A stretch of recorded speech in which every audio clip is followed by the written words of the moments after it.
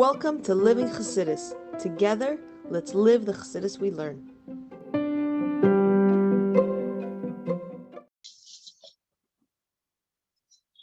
Good morning, everybody, and welcome to Chassidus in the morning, 15 minutes to change your life. Heichaltzu. I read a beautiful story yesterday that is really, it's like everything we've been learning in real life. So the story goes, there was a guy, his name was Chaim Cohen.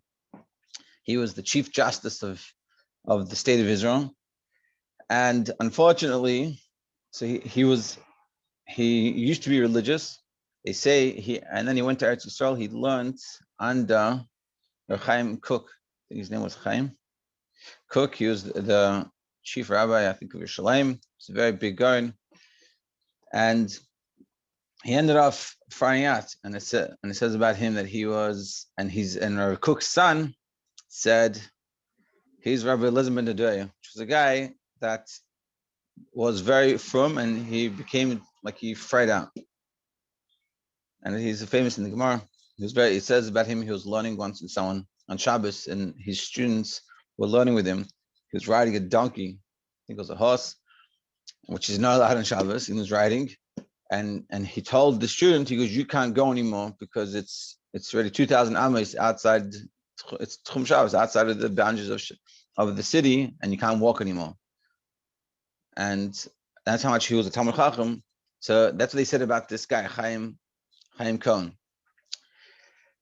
So Chaim Cohen, and like to appreciate, so he made a lot of the laws of the state of Israel. It was a very big, he knew how to learn, but unfortunately he went his own way. And to the extent that he got divorced, and then he wanted to get remarried. And it's, who a Kohen can marry, he can't marry a divorcee. And he ended up coming to America to get married because he couldn't get married halachically. So like he was this guy that people had a lot of issues with him, and even more in connection with Lubavitch, he was one of the people that were against the Rebbe's campaign.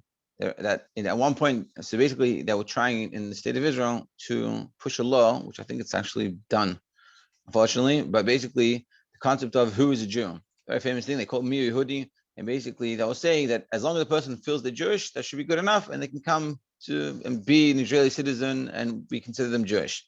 And the Rebbe fought against this very hard. He spoke about this in many Farbrengens, and he was saying that it's dangerous and it's going to have so many repercussions in the negative that we should fight it. And to the extent that last year, unfortunately, there was a Haredi couple from Eretz Yisrael, I think probably live in Mesharim, and they're going to get married. So, when you get married, they go through your papers, and they realize that I think the chassan wasn't even Jewish, halachically. And this is sort of what the Rebbe was campaigning against, that these issues shouldn't come up, and they were. So, and this was this Chaim Cohen. So, Chaim Cohen at this stage in his life, so he's like a guy that no one likes, like in the religious circles, they're very against him. He's like everything anti. In Lubavitch, he's anti the Rebbe, and he's in. So every year on Tishrei, on Simchas Torah, on the second night in Israel, it's already Yom Tov is finished. So the people that are the Israeli consulate and people that are in Israel in the UN in New York, for them it's not Yom Tov anymore. So they would come to Simchas Torah in 77. They were invited, and there's a lot of stories, different people, like Bibi Netanyahu when he was working in the UN, and they would talk to him 45 minutes, and it's all long. And the Rebbe would sit there, the Chassidim would wait to start a kafis, and the Rebbe would speak to these people. So they invited this Chaim Cohen to come. So he's like, yeah, I'll come. So he comes in, and people already know who he is. And like, I'm very uncomfortable with this guy being here. He's like anti everything we stand for. And also, what are the rest of the Jewish world going to say? All the religious world going to see that he came into the Lubavitch Rebbe Shul. Problem. So the Rebbe picked up that they were very uncomfortable about it. And the Rebbe said, "What's the problem? Guy comes to shul, you have to give him, whatever."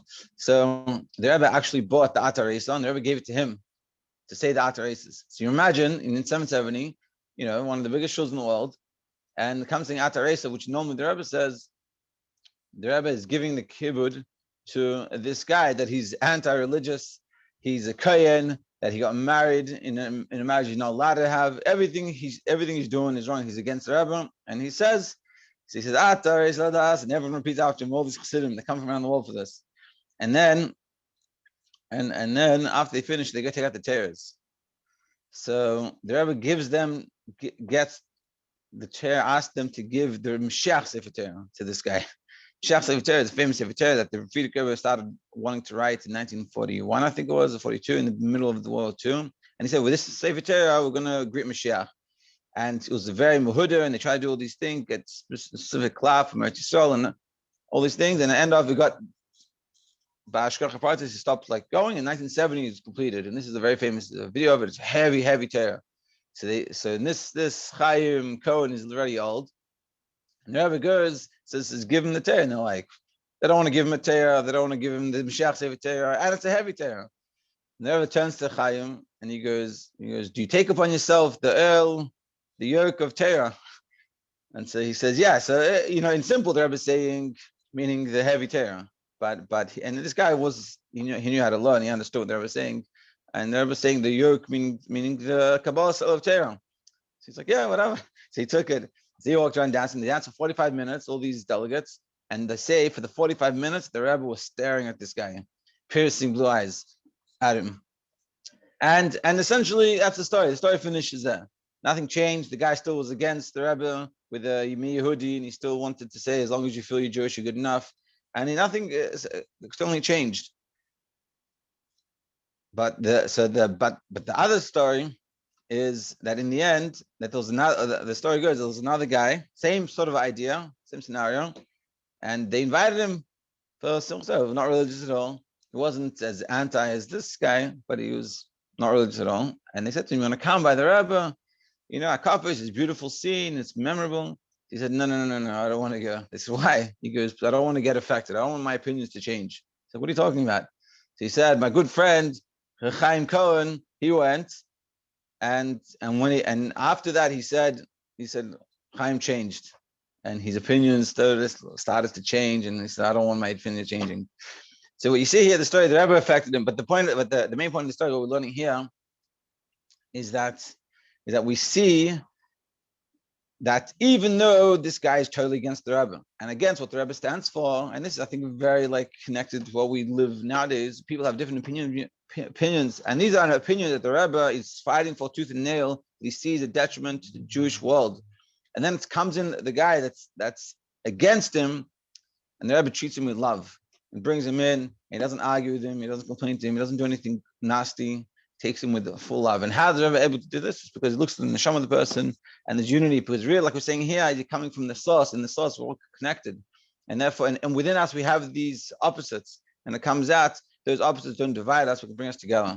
And the Torah can bring us together. It's a beautiful, beautiful story. A little long story, but I think it's a very powerful story. And this is sort of the message. We can take someone that we totally disagree with, but as long as they're Jewish, that's it. My brother or sister. Okay, so on page 44, and what I'm gonna do, starting Monday, I'm gonna start reading in Hebrew. I think Monday, or we finish this parak. I just feel like we'll go a little quicker and a little easier, a little flow better. But until then, we'll just continue off in this way. So we're in the bottom of page 44. So we're discussing how, we'll go from the top. So within the essence of the soul, power coalesce into total unity. For on that rung, no separate particular power exists. So we're saying in its source, we're all one. Can you reference where we are in the Hebrew? Parak Vav, halfway through the parak, it says the Sham Heim Bechinas Hiskalus Mamish. Sharei Ein Sham Koichet Pratim Kal. Because within its source, there's no defined specific pratim and specific details. It's all one. It's not even a state of essential powers above possibility of conscious expression. As the powers emerge from the soul's essence in the initial preliminary state of emanation, the soul's powers cannot be said to exist as discernible entities. So in this deep level, there's no chesed, there's no gvura. They're all sort of in their source. It's just like the drop of semen. There's nothing there. You don't see arms, head, toes, and anything like that. It's all one thing. Nonetheless, in potential, they still exist as powers, indicated by the term essential powers. Practical, essential powers, it means they are powers, meaning ultimately it will come out chesed, gvura. Even in the source, that have to be there. Even this cannot be said regarding the existence of the powers with the essence of the soul. As mentioned, it is inappropriate to speak of any distinct potential existing within the essence of the soul. But on the same hand, it's hard to say this, that in its source, there's these powers, because in the source, it's all oneness. So nevertheless, it's a logical imperative that in essence includes the possibility of all the powers within itself. But on the same hand, there's a lot of times because it does this. It's like toes this fine line. Because on one hand, you can't say there's all these separate things in the essence. On the same hand, you have to say that there's separate things in the essence. So it is and it isn't. But it has, so he's saying we have the potential because of the fact that later it does come out, means in potential it's already there. If all the soul powers do emanate from it, thus, if they emanate from the essence of the soul, at the very least, a potential, abstract and rarefied as it may be, for them must exist within the essence, as rare as it is, but it's there. So now we're going to discuss, try to do this outside a little bit. I think we'll go quicker and easier that way. So basically what he says in this note, he says, there are Shabbos describing, there's two sort of levels. There's nefesh, neise, koiches, which is the soul bears its powers, and koiches, hakalun benefesh, the powers that are included in the soul. So remember, nefesh, neise, koiches, the soul bears its powers, and that's a deeper level, that in it, that it's essential, but from that can come out these powers. Whereas koiches, hakalun benefesh, the powers that are included in the soul, the powers are already there and they're included in the soul. Yeah. Exactly. And like I was saying, the nefesh neise koiches is really this, as everything is one within itself. It just has the potential to come out. Whereas koiches hakalui benefesh, that's the powers are there that are in, which is already the feeling of the separateness. That's essentially what he's saying. Yeah.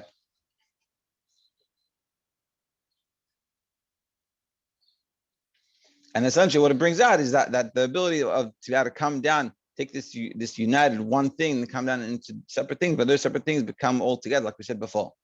So bottom page 45. This being so,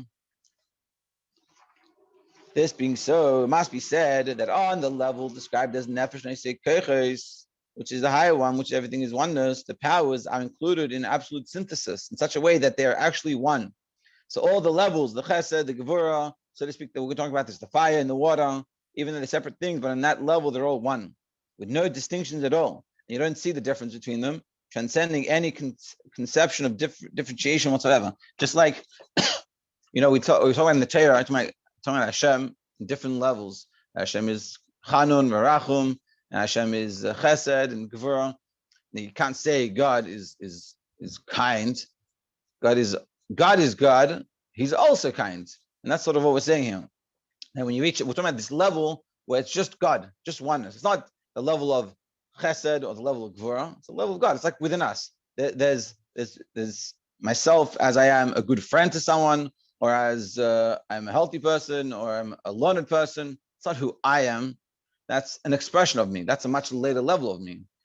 And that's what we're saying here. That in its we're talking about a level within the neshama, within the world, or within godliness, that there's no separation, there's no me and you and everyone else around us. It's all oneness, with no distinction at all, transcending any conception of differentiation whatsoever. The manner in which the potential of the soul's powers exists in its essence resembles the concept of Yachid. And this is sort of the idea of Yachid. Yachid means singular. It doesn't mean one.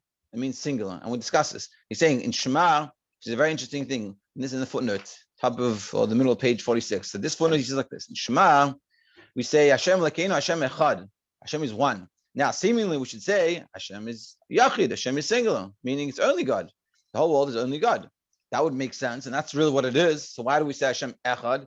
Because the point we're trying to bring out that even in this physical world, where there's not just God, but it have the feeling of Echad, of one, meaning there's two, there's three, there's differences, there's different things, there's different, we see a world with all this physicality. Nevertheless, in Kol Zeh, we still have Yachid, we still have this oneness, this unity, this all essential oneness. And that's why we say Hashem Echad. When we say Hashem Yachid, we say Hashem Yachid, the implication would be that there is that we don't really exist, but we see a world existence. You're saying it's not that the world exists as a separateness from God. It's in this separation. It's really all godliness, and it's a very deep level, because on one hand, because the essence level we were talking about before, it's only just godliness. It's Yachid. But when it comes down into this physical world, we're saying Hashem Echad, that even when it comes down, there's that unity. And that's what we're saying. Because in the beginning, we're saying everything is united, but then it comes down to different levels. And this chesed, and this gevurah, and there's all our separateness and our separate lives and things like this. But we're saying Shema, Hashem Echad, we're saying that even when it comes down through those channels and through the separations, and then you get fire and water and the chesed and gevurah, and everyone has different opinions, even there's the Yachid, there's that oneness. And yeah, it's a very, very beautiful, beautiful idea. And we'll continue. We'll continue on Monday. And I think I'm going to start reading in Hebrew, and hopefully it'll go a little more smoother. Everyone should have a great Shabbos. Shabbos for Gimel Tammuz. Should have a good foraying wherever you go. Happy good lunch, brother. Thank you. Have a good job.